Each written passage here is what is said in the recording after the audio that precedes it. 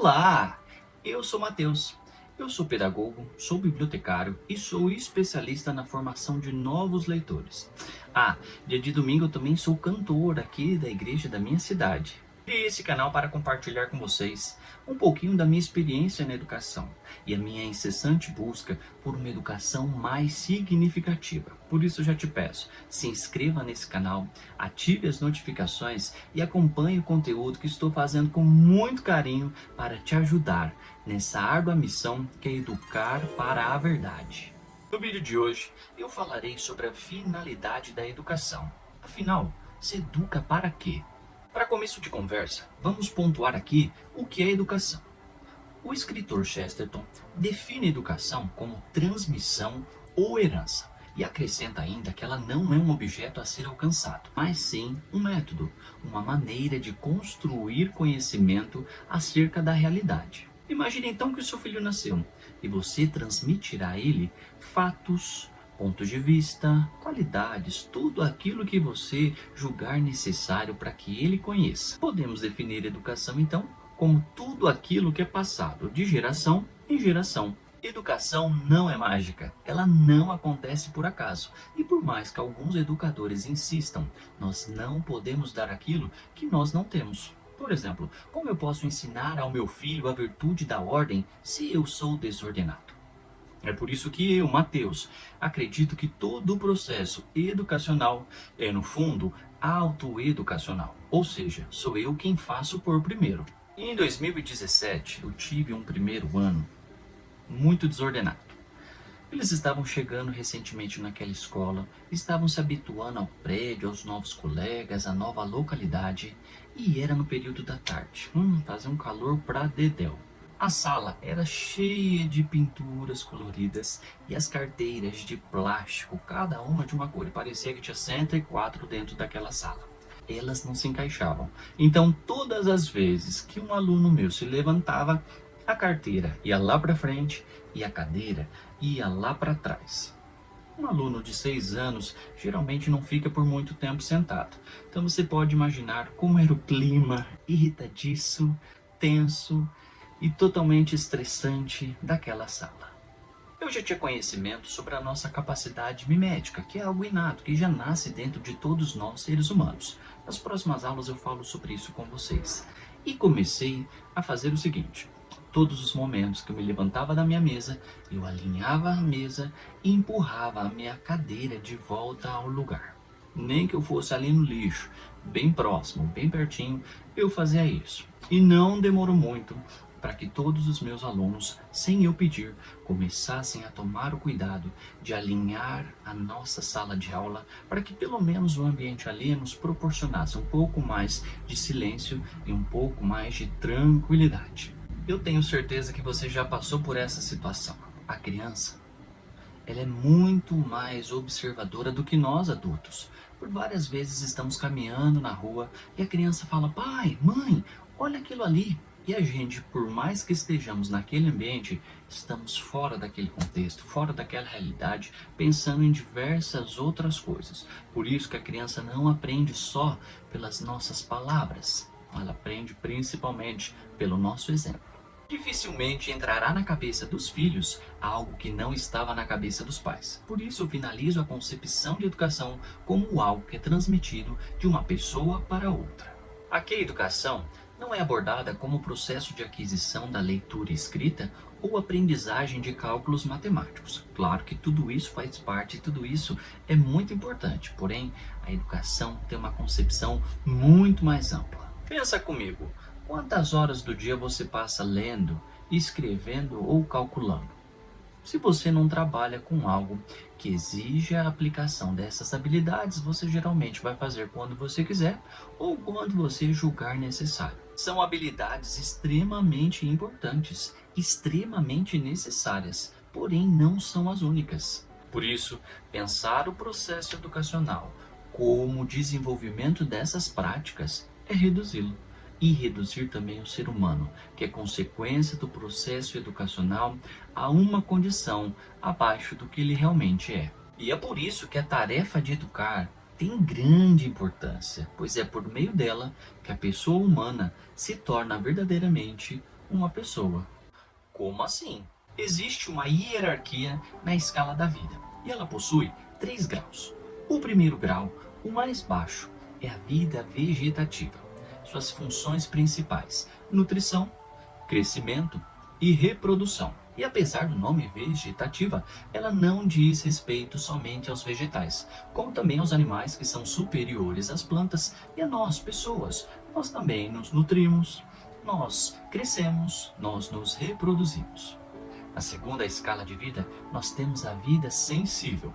Nosso sistema perceptível capta estímulos, tanto do presente, quanto do passado, como do distante, como do futuro. Esses estímulos ocasionam em nós uma resposta que nós chamamos de instinto, que é uma tendência automática do nosso organismo. Por exemplo, a fome. Quando nós sentimos fome, nós temos que comer. Estímulo, resposta. Estímulo, resposta. Os animais possuem vida sensível. Pode perceber como eles são atentos e aguçados ao meio circundante. E por último, mais elevado, nós temos a vida intelectiva, que é própria da pessoa humana, só nós temos. É por meio dela, por meio da razão, do intelecto, que o homem rompe com aquele circuito automático de estímulo-resposta. Ou seja, ele consegue pensar, ele consegue determinar como ele reagirá, como ele responderá àquele estímulo detectado pelo seu organismo. O homem é o único ser vivo capaz de determinar aonde ele quer chegar.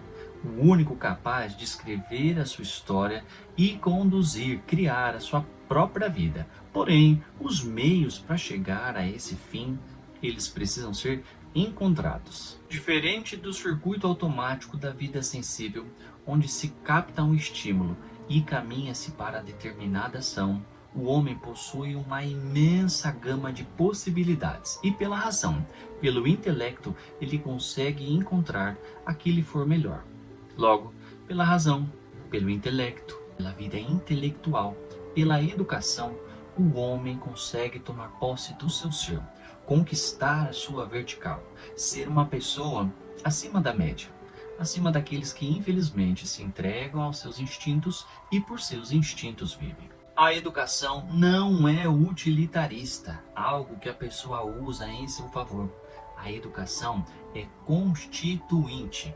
Ela torna a pessoa uma pessoa. Ela transforma a pessoa em pessoa. Tenho certeza que, assim como eu, você deve conhecer alguém que infelizmente não desenvolveu a sua vida intelectual. E, consequentemente, ela acabou fazendo escolhas que não foram tão bacanas para a sua vida. Ela pode ter acabado no emprego onde ela é explorada, mas infelizmente ela precisa se submeter àquilo porque, assim como todos nós, precisamos de dinheiro.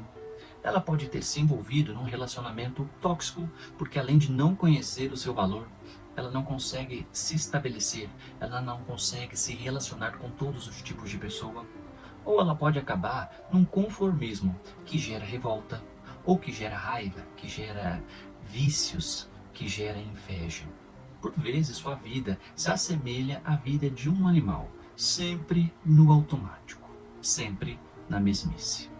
E também conhecemos alguém estimulado, alguém desperto para a vida intelectual, que por se dedicar, por se desenvolver, hoje leva uma vida calma e tranquila, possui um emprego justo e íntegro, se relaciona com boas pessoas que a levam para frente, que a levam para o bem, são felizes, resolvidas e na grande maioria das vezes ainda consegue ajudar outras pessoas nessa jornada, nessa lida. Tá, você pode estar se perguntando, e eu com isso? Porém eu te falo, isso tem a ver com você e exclusivamente com você. Por falta de um, te darei 3 exemplos. Por vezes, os pais eram chamados à escola, geralmente a mãe quem ia, para que a gente conversasse acerca de um aluno que estava desinteressado. A ideia era que, em conjunto, a gente criasse melhores condições para que aquele aluno se desenvolvesse. E, na maioria das vezes, eram apresentadas as mesmas objeções. Não tenho tempo para acompanhar. Trabalho muito para sustentar esse moleque. Não tenho tempo, não tenho tempo, não tenho tempo. Mas eu não sei o que eu faço. Não sei. Ele sempre foi assim. Não adianta. Já disse aqui nesse vídeo e torno a dizer. Dificilmente entrará na cabeça do filho aquilo que nunca esteve na cabeça dos pais. Isso porque nós pais somos os maiores exemplos e há coisas que nem precisam ser ditas. Pela nossa vida sensível, tudo isso é captado e armazenado em nosso inconsciente. Quando, por exemplo, você alega que não acompanha a vida educacional do seu filho porque você não tem tempo, você está querendo dizer ao seu filho que o trabalho, que o ganhar dinheiro é mais importante do que estudar.